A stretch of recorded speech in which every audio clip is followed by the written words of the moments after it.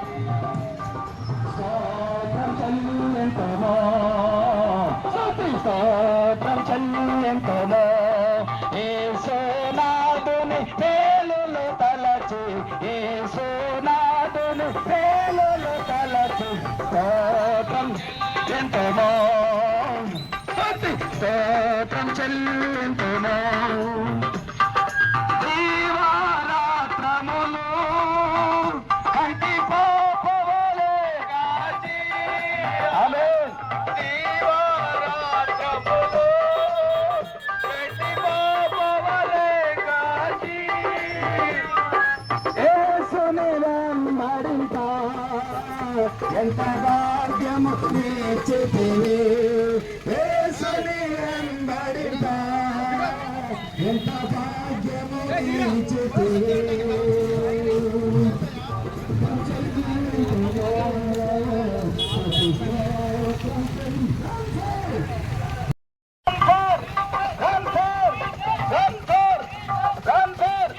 యేసుక్రీస్తు మహారాజుకే యేసుక్రీస్తు మహారాజుకే యేసుక్రీస్తు మహారాజుకే యేసుక్రీస్తు మహారాజుకే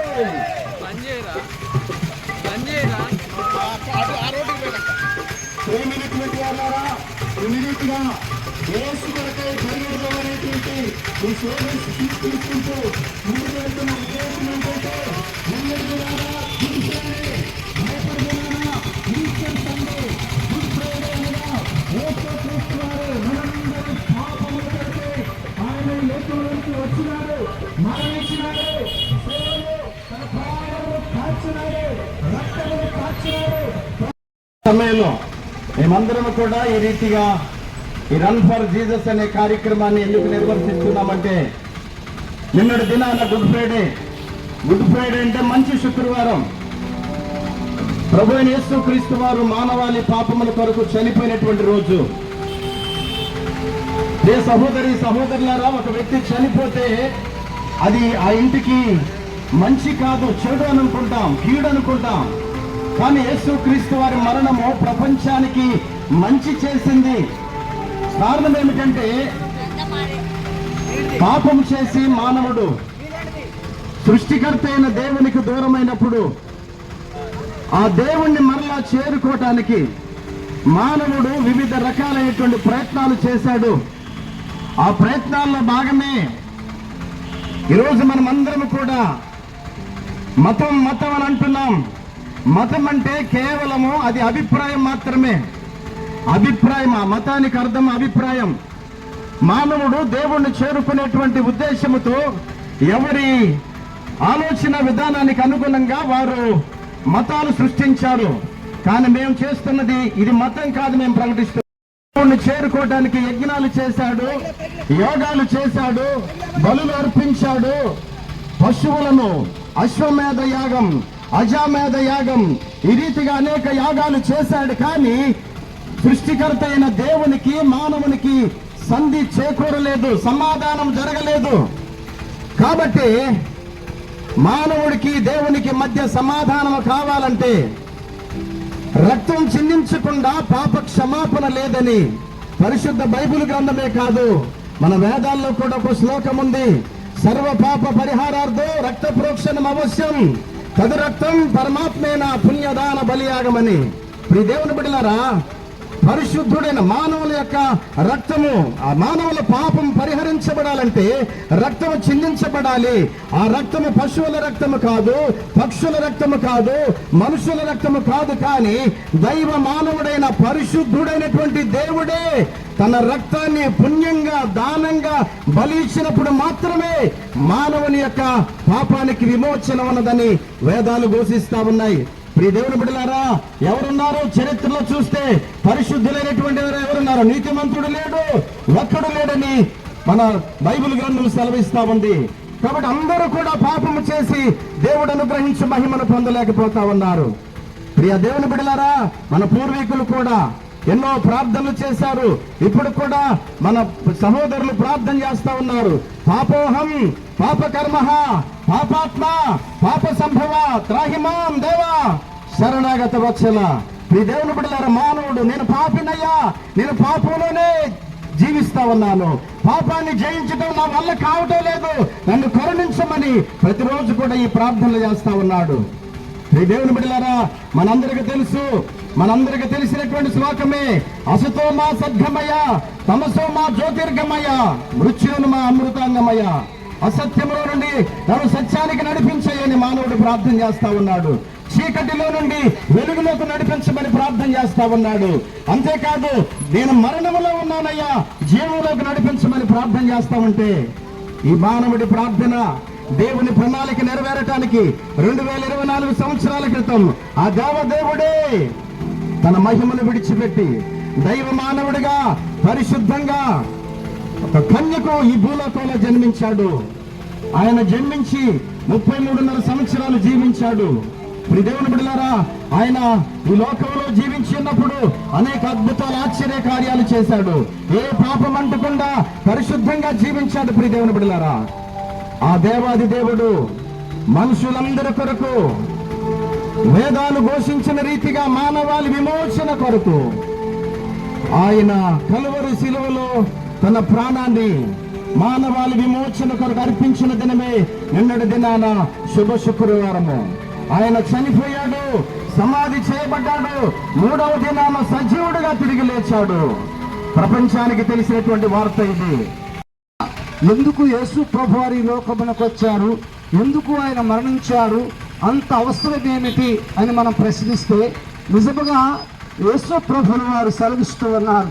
నశించిపోయిన దాన్ని వెదకి రక్షించుటకు క్రీస్తు యేసు ఈ లోకమునకు వచ్చెను అని వాక్యం అన్నది. ఏమిటి నశించినది? నశించిపోయేది ఏమిటి? అనాది కాలములో ఆది మానవుడైన మనిషిని దేవుడు తన స్వరూపమందు తన పోలిక చొప్పున నరుని సృజించి ఏదైనా తోటలో ఆ నరుని ఉంచారు. ఆ నరుడు అక్కడున్నటువంటి ఆ ఏదైనాలో ఒంటరిగా ఉంటున్నప్పుడు నరుడు ఒంటరిగా ఉండటం మంచిది కాదని సాటి అయిన సహాయము కొరకై ఆయన ఎముకలో ఎముక మాంసములో మాంసములు తీసి స్త్రీగా నిర్మించి వారిద్దరిని జతపరిచి ప్రజల వివాహములు జరిగించారు. ఆనాడు వారిద్దరికి ఒక షరత్, ఒక ఆజ్ఞ ఇచ్చి ఉన్నారు. ఈ ఏదైనా తోటలో ఉన్నటువంటి ఫలములన్నింటినీ తినండి, కానీ ఈ తోట మధ్యలో ఉన్నటువంటి మంచి చెడ్డను తొలగించే ఈ చెట్టు పండు తినద్దు అని ఆజ్ఞాయించారు. సాతానుడు ఆ చెట్టు పైకి వచ్చి ఇది నిజమా అని ప్రశ్నించి ఆ యొక్క సాతానుడు వారిద్దరిని కూడా అనేక విధములైన మాయోపాయముల ద్వారా పండుతున్నట్లుగా అది సిద్ధపరచబడి ఉన్నది. ఆ రీతిగా వారు పళ్ళు తిని దేవుని ఆజ్ఞను అతిక్రమించి పాపము చేసి శాపగ్రస్తులై ఏదోల నుండి బయటికి నెట్టివేయబడ్డారు. ఆ రోజు నుంచి మనుషుడు ఈ లోకములో ఉన్న అసూయ, దోషములు, కలహములు, మత్సరములు, యమతములు, అనేకమైన వ్యభిచారము, దొంగతనము, త్రాగుడు, అబద్ధము, లోకములో ఉన్న పాపముల చేత జీవిస్తున్న మనుష్యుడు అలా తప్పిపోవటం మంచిది కాదని దేవుడు లోకమునంతో ప్రేమించిన వాగ్దాన ప్రకారం ఈ లోకమనగా మనుషులను ప్రేమించి ఆయనే మరలా పరలోకమన్న తొలికర సింహపర్వతమైన సింహాసనంపై కూర్చొని సకల దూత గణముల చేత పరిశుద్ధుడు పరిశుద్ధుడు పరిశుద్ధుడని గాన ప్రతి గానముల చేత మహిమలుతున్న దేవుడు ఈ భూలోకమును చూచినప్పుడు అందరూ కూడా సత్యం వారు ఉన్నారు. ఎందుకనగా ఎఫెసీ పత్రిక 2వ అధ్యాయములో అపరాధముల చేతను పాపముల చేతను చచ్చిన వారు ఉన్నారని ఆ వాక్యం సెలవిస్తున్నది. అందుకనే కరుణ సంపూర్ణమైన దేవుడు, దయగలిగిన దేవుడు ఈ నశించిపోయినటువంటి ఈ అపరాధముల చేత పాపుల చేత సచ్చిన మనుషుని మళ్ళా బ్రతికించడానికి ఆ యేసు ప్రభు మానవతాడు ఈ లోకమునకు కావలసి వచ్చినది. ఏ ఆకారమున వచ్చారు ఆయనేదో మరి అనేక విధములుగా వచ్చిన వాడు కాదు, కానీ మానవునికి ఆయన ఆకారమునిచ్చాడు కనుక, ఆయన పోలిక ఇచ్చాడు కనుక ఆయన మరలా మనుషుని పోలికలో రావాలని కన్య అయిన మరియ గర్భమును ఏర్పాటు చేస్తున్నాడు. పురుషుని కలయిక లేకుండా ఆ దేవుడైన ఆ యేసు ప్రభువు వారు ఆయన పరిశుద్ధాత్మ ద్వారా కన్య గర్భములో ఒక పసిబాలుడుగా వదిలారు. ఆయన ఈ లోకములో రావటానికి లోకమంతా అయినప్పటికీ ఆ యేసు ప్రభు వారు ఈ లోకములో మానవతాడుగా రావటానికి ఇష్టపడి ఆయన ఈ లోకములందరికీ అన్ని ఉన్నప్పటికీ ఏమీ లేనివాడుగా ఈ లోకములకు వచ్చి ఆయన పశువుల పాకలు పెట్టడానికి ఇష్టపడ్డారు. ఆ తర్వాత ధర్మశాస్త్ర ప్రకారం 30 సంవత్సరాల వరకు యాజకత్వం చేయకూడదు కనుక 30 సంవత్సరాల జీవితంలో ఇంటి దగ్గర నుండి 31 బాప్తిజం తీసుకొని 40 రోజులు ఆయన ఉపవాసముని శాతం చేయించి ఆయన సువార్త ప్రకటిస్తూ గలిలయ సమరయ యూదయ ప్రాంతమంతా తిరుగుతూ దేవుని యొక్క సత్య సువార్త అందిస్తున్న సమయంలో ఆయనపై అనేక మంది ఆ కుట్ర చేసి ఈ యేసు ప్రభు ఉంటే మన పెత్తనములు చలాయించలేమనే ఆలోచనతో ఆ యేసు ప్రభువుని రోమా చట్ట ప్రకారం పస్కా పండుగ సందర్భంలో ఒక దేశద్రోహిని, ఒక దేశ మరి అపనమ్మకమైన మనిషిని సిలువేసి ఆనవాయితున్న గనక ఆ యేసు ప్రభుని సిలువకు అప్పగించడానికి అందరూ కూడా శత్రువులుగా మారినటువంటి స్థితి. ఆ రీతిగా యేసు ప్రభు వారిని 140 డబ్బుల చేత కొట్టి ఆయన సిలువ పై తన యొక్క భుజపై సిలువను బట్టి గొల్గొతా కొండపై తీసుకొని వెళ్ళి ఆ యేసు ప్రభు వారిని సిలువేశారు. ఎందుకు సిలువేశారంటే సర్వ పాపములు పోవాలంటే రక్త ప్రోక్షణం కావాలి. ఆ రక్తం ఎవరు చిందించాలంటే పరిశుద్ధుడైనటువంటి ఒక ప్రభువు చిందించాలి. ఆయన వివాహము లేకుండా ఆయన ఈ లోకములో ఆయన బ్రహ్మచారిగా ఉంటూ ఆయన సర్వ పాపములను పరిహరించడానికి వచ్చి ఆయన రక్తమంతి కార్చి మానవుల యొక్క పాపములను క్షమించడానికి ఆయన రీతిగా సిలువలో మరణించి ఉన్నారు. ప్రియులారా గమనించండి, యేసు ప్రభులు వారు ఆయన ఎవరో ఏ దేశపు దేవుడో కాదు, కానీ మన సమీపంలో ఇశ్రాయేలు దేశంలో పుట్టినటువంటి యేసయ్య. ఆయన ఏ పాపము లేకుండా ఆయన జీవించిన వాడు.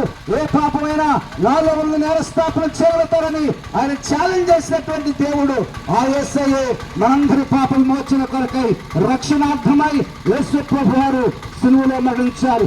రక్షణ అంటే ఏమిటి అంటే సిలువ నుండి తప్పించబట్టమే రక్షణ. ఏంటి ఆ రక్షణ అంటే ఎవరైతే యేసు ప్రభువు వారిని మనసారా నోటితో ఒప్పుకుంటారో, మారు మనసు పొందుతారో, 6 బాప్తిజం తీసుకుంటారో అట్టి వారు రక్షణ పొందుతారు. ఎందుకంత అవసరం అంటే నిజంగా అవసరమే. ఎందుకంటే ఈ లోకంలో వ్యభిచారము, దొంగతనము, త్రాగుడు, అబద్ధము, సకల దుర్నిచేతల వాడు మరణిస్తే నరకములు పోతాడు.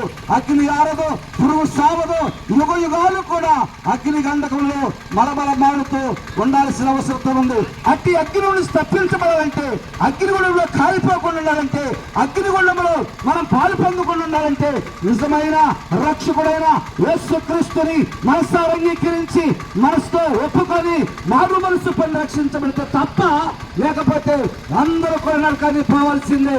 ఈ శుభవార్త మాకెవరో చెప్పలేదని రేపు మరణించిన తర్వాత దేవుని దగ్గర మీరు ఒకవేళ మాట్లాడితే, ఇక్కడ మేము మాట్లాడుతున్నా ఈ ఫోటోలు ఇస్తున్నా ఈ యొక్క సేవకులందరూ కూడా ఆ ఫోటో అక్కడ మీకు కనబడతా ఉంటది. కనుక ఎవరో తప్పించుకోలేరు. యేసు అంటే ఎవరో తెలుసుకో, యేసు మార్గమందు నీవు నడుచుకో. సర్వజనులారా లకించుడి, సర్వజనులారా లకించుడి, సత్యమైన దేవుని గమనించుడి. సర్వజనులారా లకించుడి, సత్యమైన దేవుని గమనించుడి. సామాన్యులేమి సామంతులేమి, సామాన్యులేమి సామంతులేమి, ధనికులు దారిద్రులు లోక నివాసులెవరైనా, ధనికులు దారిద్రులు లోక నివాసులెవరైనా యేసంటే ఎవరో తెలుసుకో. హల్లెలూయా, బోలో క్రీస్తు మహారాజుకే. రన్ ఫర్ యేసు కొరకు పరిగెత్తుదాం. హల్లెలూయా. మన కొరకు ఈ ప్రోగ్రామ్ను కవర్ చేయడానికి వారు ఎంతగానో ప్రయాసపడ్డారు. వారికి కూడా యేసుక్రీస్తు నామం పేరిట వందనాలు తెలియజేస్తా ఉన్నా. ప్రత్యేకంగా యవనస్తులు పరంజ్యోతి, సత్యరాజు, ప్రేమదాసు, సురేష్, ఇంకా జాన్ వెస్లీ, యవనస్తులందరూ కూడా దీని కొరకు ఎంతగానో పాల్, విజయ్ ఆటో మరి మన కొరకు ఇచ్చిన విజయ్కు, సౌండ్ సిస్టమ్ మన కొరకు ఏర్పాటు చేసినటువంటి యోసేపు రాజుకు, వారందరూ కూడా ఈ ఫెలోషిప్ తరఫున హృదయపూర్వక శుభాకాంక్షలు తెలియజేస్తా ఉన్నా. మరి రేపు తెల్లవారుజామున ఈస్టర్ ఆరాధన ఉంటుంది కాబట్టి మేము ఈ మందిరాల్లో ఈ సంతోషకరమైనటువంటి దినాన్ని, ప్రభు మన కొరకు తిరిగి లేచినటువంటి ఆ దినాన్ని ఘనంగా కొనియాడాలని కోరుతూ మరి ప్రతి ఒక్కరు కూడా పేరు పేరున హృదయపూర్వక వందనాలు తెలియజేస్తా ఉన్నాం. ప్రత్యేకంగా ఈ మండల ప్రెసిడెంట్, సెక్రటరీ గారు, ట్రెజరర్ గారు మన మధ్యలో ఉన్నారు. వైస్ ప్రెసిడెంట్ గారు కూడా మన మధ్యలో ఉన్న ప్రసంగ్ గారికి, జాన్ గారికి, అలాగే యాకూబ్ రాజు గారికి, అలాగే డేవిడ్ రాజు గారికి, ఫెలోషిప్ నాయకులందరూ కూడా మరి ఈ మండలం తరపున ప్రభు యేసుక్రీస్తు నామం పేరిట వందనాలు తెలియజేస్తా ఉన్నాం, కోరుతా ఉన్నాం. అలాగే ఎలియాజర్ అని వచ్చి చివరి ప్రార్థన, ఎలియాజర్ గారు ఇందాక అక్కడ పిలిచాము, చివరి ప్రార్థన చేస్తారు. ఆశీర్వాదంతో కూడికను ముగించుకుంటాం. ప్రార్థన. కృపా సత్య సంపూర్ణుడా, ప్రేమ నమ్మకము కలిగిన మా ప్రియ పరలోకపు రాజా, మీ ఉన్నతమైన పరిశుద్ధ పాదాలకై వందనాలు, స్తోత్రాలు చెల్లిస్తున్నాను.